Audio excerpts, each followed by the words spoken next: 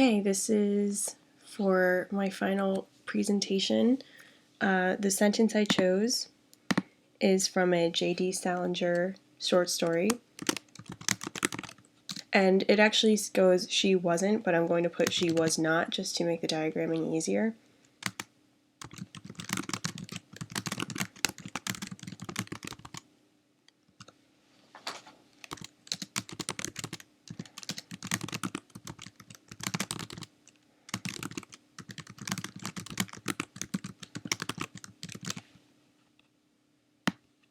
It's a pretty long sentence.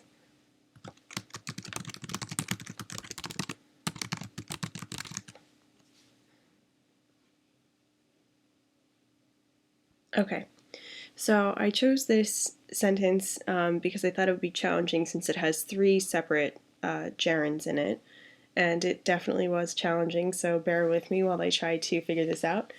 First, I'm going to start with the basics. So this whole thing is a sentence.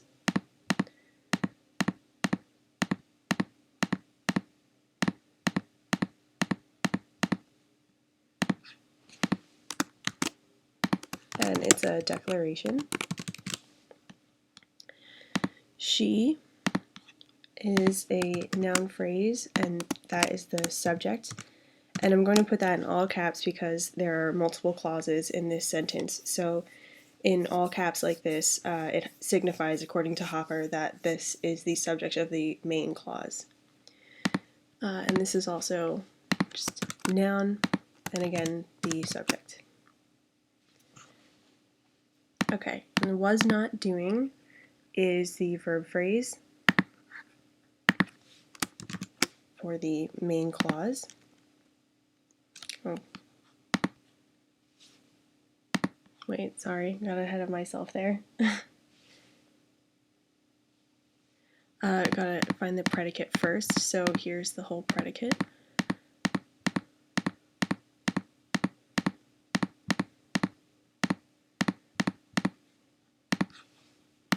So this is the predicate phrase. Oh my gosh. Okay, and again, I'm going to put this in all caps so that it's clear that this is the predicate of the main sentence, or the main predicate. Okay, so was not doing is the verb phrase.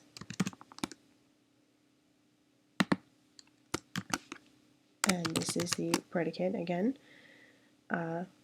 Was is the auxiliary, and that is progressive aspect. Not is an adverb, and that functions as the negator. And doing is the verb, which is the predicate. And then a thing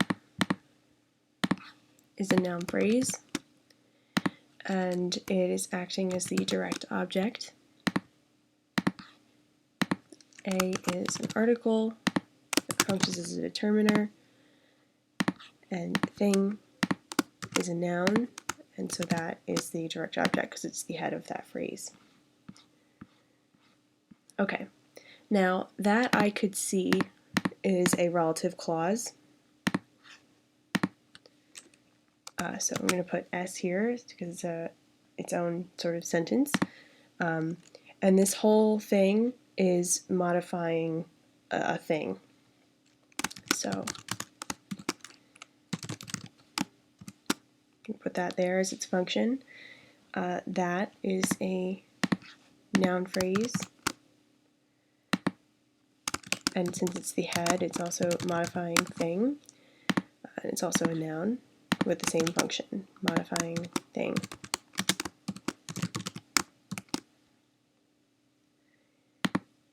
I is a noun phrase, and it's the subject here, and it's also a noun, that is the subject.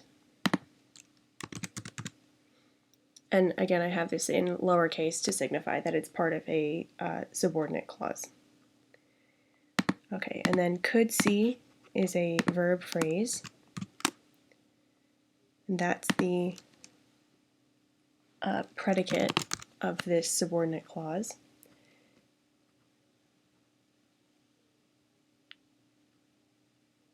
Oh, sorry, I should put the predicate phrase first of this clause, and then again, whoops, we'll just do this over.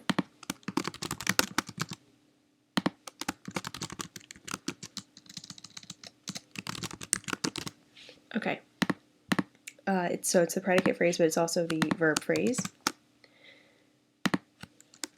and that is the predicate. Could is the auxiliary verb here, and it's a modal signifying the ability, and see is the verb, and that is the predicate. Okay, now here is where it starts to get a little more difficult, and hopefully this is my interpretation according to Hopper. Hopper never really explains how to diagram gerunds, but this was my interpretation according to this sentence, and we'll see how it goes. So this whole thing, starting with except, I saw as an adverbial phrase. So that's what we're going to start with.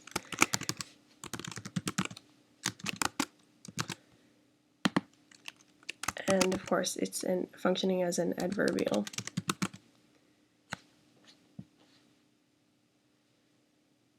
Okay, and then except in this case, I saw it as a preposition, as its form, and it's also the head of this adverbial phrase, so it's the adverbial.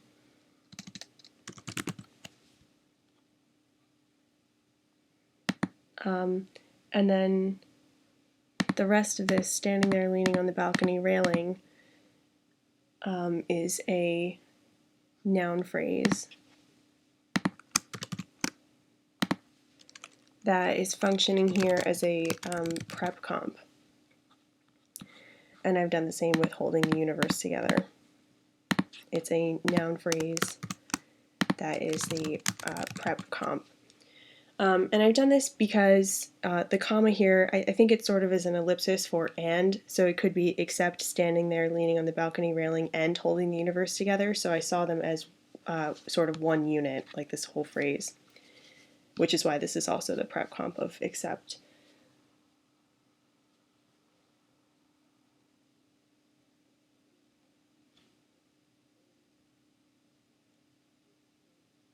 Okay, and then let's start with standing. Standing is a gerund, and here, since it's the head of the phrase, I've said that it's the prep comp function as its function. And there, I had some difficulty with this, but in the end, I think that there is an adjective that is modifying standing.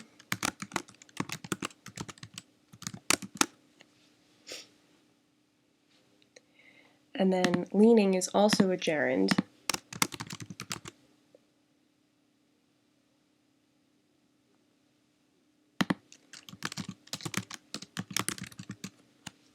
So again, I sort of saw this as except standing there and leaning on the balcony railing and holding the universe together. So that's why I'm calling this a prep comp. And on the balcony railing would be a prepositional phrase.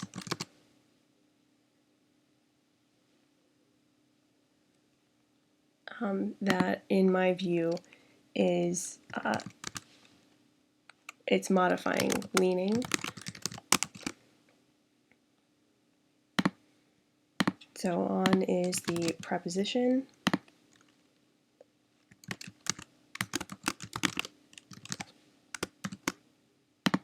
And then the balcony railing is a noun phrase. That is the prep comp here of this little prepositional phrase. The is an article, and it functions as a determiner. And then balcony railing, I wasn't sure exactly how to classify this. I decided that in the end, balcony railing itself is just, it's a noun, so I'm gonna count it together.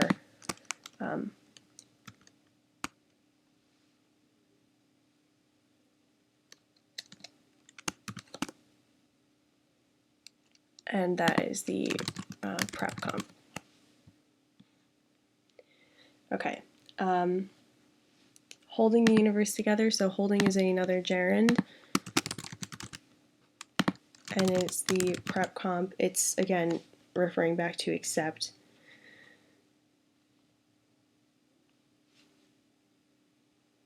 And then the universe, I said, was a... this was really tricky. I decided to count it as an adjective since I think it's sort of modifying holding. In this case, since gerunds are, they act as nouns, so they really couldn't be, the universe really couldn't be a noun itself, I don't think, in this case. So that's what I've decided. And it's modifying holding.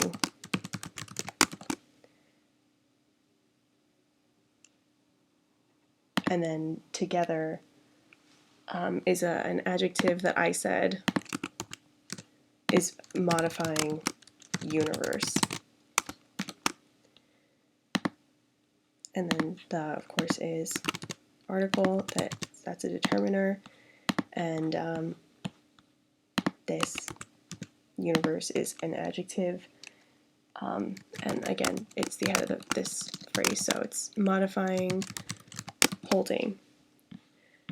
Yeah, so this was really tricky, and I'm sure there are multiple ways of going about this, but this is how I decided to go, and hopefully that makes sense to someone, but we'll see. Thanks.